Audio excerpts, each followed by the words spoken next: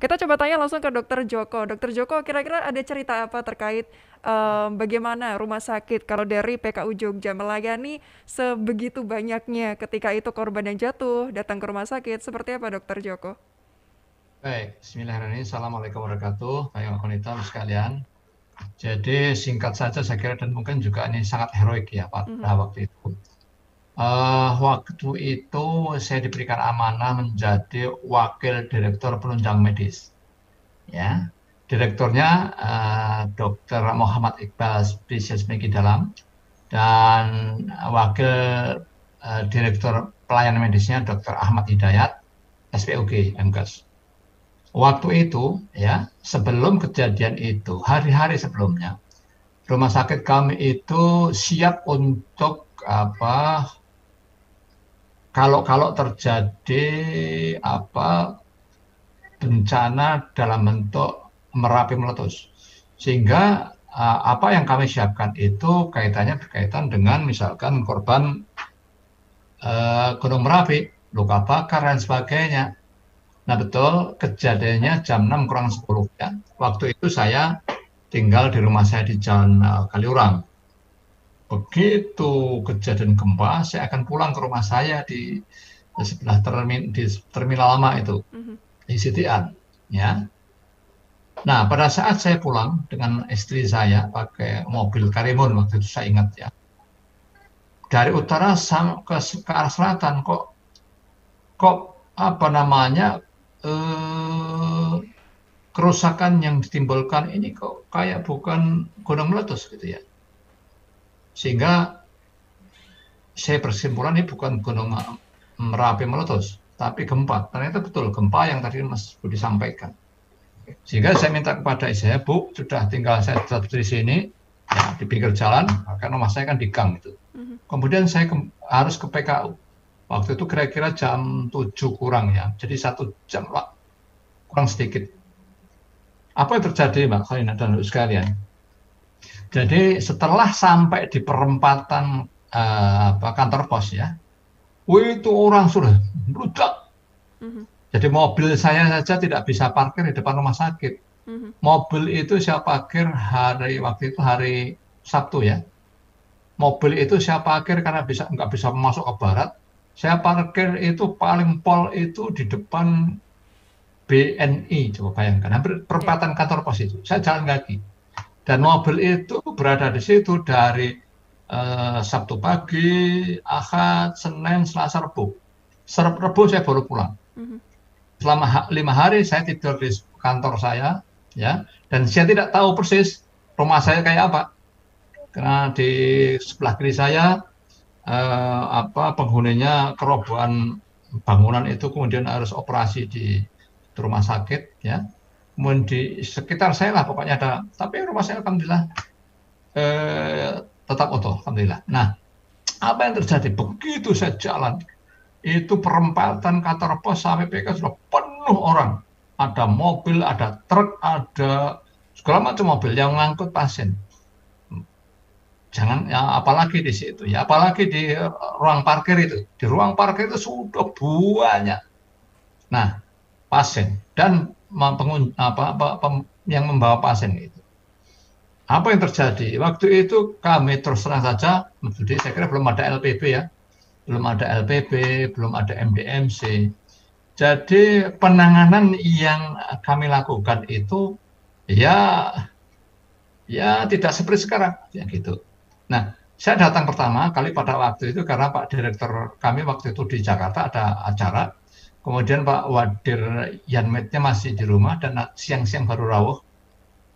Kemudian saya konsolidasi. Anda bayangkan ya, saya orang pertama di situ karena Pak Direktur dan Pak Wadir Yanmed belum rawuh.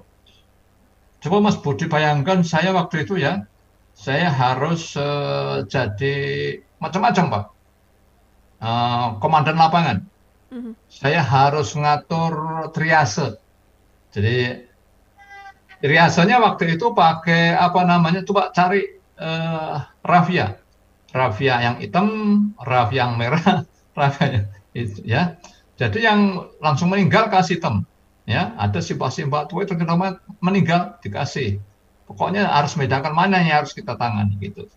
Kemudian saya juga jadi humas. Sore-sore habis maghrib itu saya diminta komentar, diwawancarai oleh, saya ingat betul, Mbak Mutia Hafiz, ya, waktu dari Metrovi TV. Iya. Tanya segala macam. Hari pertama ditanya, dok gimana? Tentang obat saya sampaikan. Ya, Mbak, Bismillah, saya sudah minta apoteker saya tolong buka gudang gitu. Keluarkan semua obat, keluarkan alat kesehatan untuk bantu, karena sudah luar biasa. Kemudian saya juga harus membersihkan area.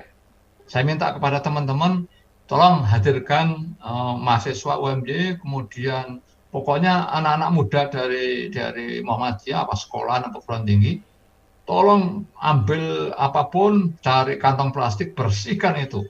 Kemudian tolong di depan PKU itu ada parkir, tolong carikan yang bisa menyewakan tenda, kasih tenda. Baik.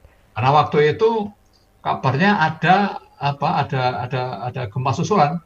Saya kemudian cek ke Kodim, ke kepolisian, ke waktu itu Kapoltabes ya, apakah betul ini? Ternyata beliau tidak bisa mengkonfirmasi. Tapi kami harus siap. Karena apa? Karena seluruh ruangan di rumah sakit itu penuh orang. Baik, Dokter Joko. Sakit, ada yang dan sebagainya. Baik, Dokter Joko, kita tahan dulu untuk ceritanya. Insya Allah masih kita akan sambung nanti di segmen kedua.